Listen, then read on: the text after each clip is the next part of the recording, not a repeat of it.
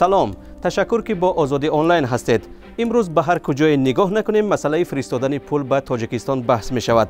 بانک ملی 10 روز پیش نظام نوی پولگذرانی را فعال کرد. مقامات از بهبودی میگویند، مردم از کمبودی.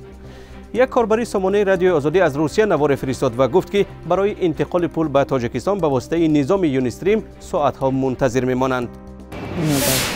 دهانی باندانی یا ساعت ایجاد میکنیم که کاری اوچرات من میرسه پول روی کنیم خونه نگرفتن زلاطوی کردن مخیم کردن نسیم روی کردن نشان نایسیم جا خواه گرازو.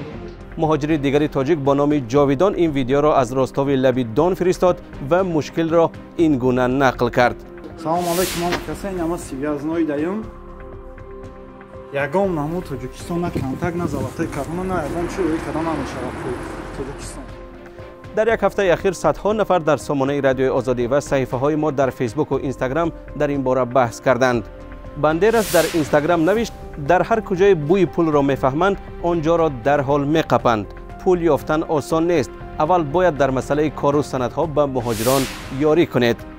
ظفر در سامانه رادیو آزادی پرسیده است که چرا خدمات ضد مونوپولی تاجیکستان خاموش است در حالی که به گفته این کاربر یک نهاد دولتی بازار مالی کشور را مونوپولی میکند و رقابت را از بین میبرد. حال حاضر در تاجیکستان تنها دو نظام انتقال پول که شرطهای بانک ملی را پذیرفتند فعال است. نظامهای دیگر کار نمیکنند. کاربر با نام مهاجر گفته است در تاجیکستان یگان وکیل یا حزب نیست که این گونه قانون را تفتیش کند و فایده و زیانش را به مردم فهماند. اگر آنقدر مهاجر از خارج به کشور برگردند بانک ملی 1% آنها را با کار تامین کردن نمیتواند. مهاجر از روسیه کاربری دیگر اظهار خوشنودی کرده است که به هر حال مسئله به جنجال بین المللی حل می شود. وی افزوده است ترسیده بودم که همه شرکت ها انتقال پول را به تاجیکستان قطع می کنند و کشور در بلکده انتقال و قبول پول می ماند. این بحث ها هنوز هم ادامه دارد و اگر شما هم گفتنی دارید با آن همراه شوید. پیش از آن که درباره رشوت و فساد در تاجیکستان صحبت کنیم، نوار را می‌بینیم که از شهر بوستان فرستادند و از یک کودکستان.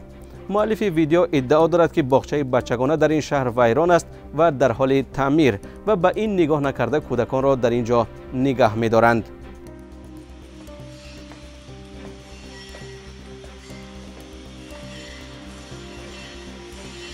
صادقی داومتی. یک گزارش رادیو آزادی درباره آنکه مبارزه طولانی مقامات با رشوت و فساد مالی چی داد بحث زیاد را بپا کرد. سعید نومان گفته است برای از بین بردن فساد باید جزای پاره‌ده را از پاره‌خور دیده 2 برابر زیادتر کنند چون که پاره‌خور یک تا است پاره‌ده بسیار. کاربر با نام تاجیک میگوید که ناظری راه 900 سامانی معاش میگیرد چه خیل دست به جنایت کروپسیونی نزند. با این مبلغ مگر میتوان زندگی کرد؟ خواننده دیگر به ذکر نامش پرسیده است که چرا مردم در مسئله مبارزه با فساد با مقامات همکاری زیچ ندارند و جوابش را هم خودش داده است. برای آنکه به مقامات باور ندارند از جمله به آژانس نظارت دولتی مالیوی و مبارزه با کروپسیا. کاربر با نام مردم گفته است اگر کروپسیا را ریشه‌کن کنند طبیب و آموزگار و حتی مقامداران با مزد ناچیز کارپرتایی را پیش میگیرند. اگر حکومت اندازها را کم کند و به صاحبکاران امکان فراهم آورد کروپسیا خود به خود از بین می رود. شرح‌های جالب خود را در سامانه رادیو آزادی و صحیفه های ما در فیسبوک و اینستاگرام بنویسید و عکس و ویدیو را به این شماره ها بفرستید. تا برنامه آینده خدا نگهدار.